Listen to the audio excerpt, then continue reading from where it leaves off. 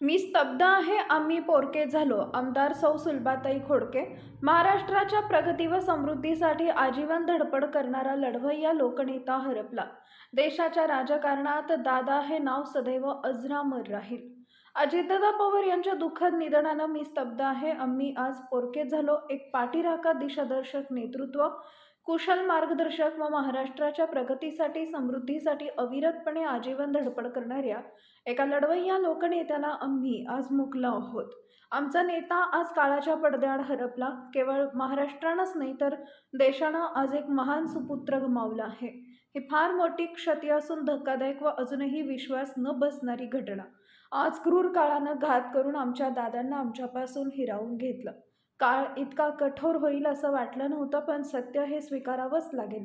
अजितदादा आमचा कणा होते. ते केवळ एक राजकारण म्हणून नाही तर खोडके परिवाराच्या सुखदुःखाचे सोबती होते. त्यांनी नेहमीच अमरावतीला विकासात्मक दृष्टीनं भरभराटी येण्यासाठी फार काही दिलंय.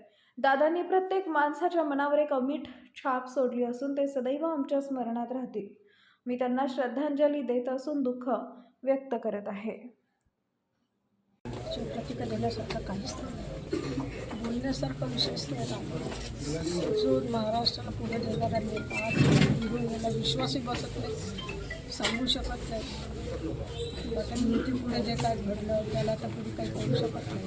पण आम्हाला तर वाटतच नाही की आमची दादा अजितदादा परत जिवंत होती. एक विश्वास असं मनामध्ये होतो. काळाने त्यांच्यावर झळक होती. फार मोठी राजकारणातील सगळ्यांची खूप मोठी हानी आहे. दादासारखा नेता होणे नाही. महाराष्ट्राचा दादा होता. आमच्या पूर्वी याच्यामुळे खूप कोणताच असू शकतो. साहेबांच्या पुष्कळ जवळील होते. कुटुंबिक हे होतं, संबंध होते.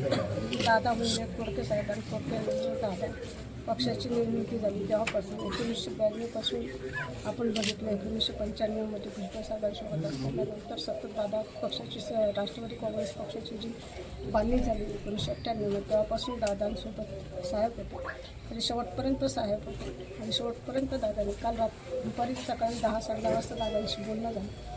उद्या या मेसेंजरवर आपण बोलू आणि आपण हे करू अशी चर्चा काल झाली. रोज फोनवर बोलणं होतं. मुंबईत असलं तर 1-2 तास चर्चा व्हायची. पक्ष संघटनाचे असेल, त्या ठिकाणी असणारे महाराष्ट्राच्या विकासाचे असेल, हे सगळ्या प्रश्नाची नेहमी चर्चा व्हायची. आणि दादा आमचे बाप होता, आमच्या राष्ट्रात आमचा बाप होता. आमचा दादांचा एक फोन आला की साहेब तात्काळ निघून जायचे. साहेबांवर दुःख आता काहीच बोलू शकत नाही. पण 9 जानेवारीची सभा आपल्या मार्गदर्शनामध्ये गाडगेनगर परिसरामध्ये दादांची शेवटची ठरलेली आहे. तर महानगरपालिकेच्या निवडणूक होता. दादांना सांगितलं की आमची एक सभा घेता आपण यावं. दादांनी तात्काळ मान्यता केली आणि आपल्या अमरावतीला सभा घेतली. आणि सभा घेऊन आपल्याला माहीत आहे का त्या ठिकाणी लाईट लँडिंग नसतानासुद्धा इथून सभा घेऊन दादा नागपूरला गेले आणि नागपूरहून तात्काळ लगेच पुण्याला गेले. म्हणजे एक विश्वास होता त्यांना. एक ही सभा झाली त्याचा आनंद त्यांनी गाडीत बोलून दाखवला. खूप चांगलं काम आहे, खूप चांगलं करते आहेत त्यांनी सभाजनसुद्धा व्यक्त केलं. आणि खोडके साहेबांना माहीत आहे की ते फोन जरी दादांचा आला की दादा साहेब सगळं सोडून द्यायचे.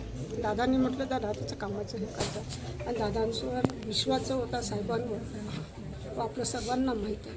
दादांशिवाय आमचा राजकारणात म्हणा कुटुंबात एवढा मोठा माणूस आमच्यासोबत असणं म्हणजे आमच्यासाठी खूप गौरवाची आणि याची गोष्ट होती. परंतु आता दादा राहिले नाही हा विश्वासच बसत नाही.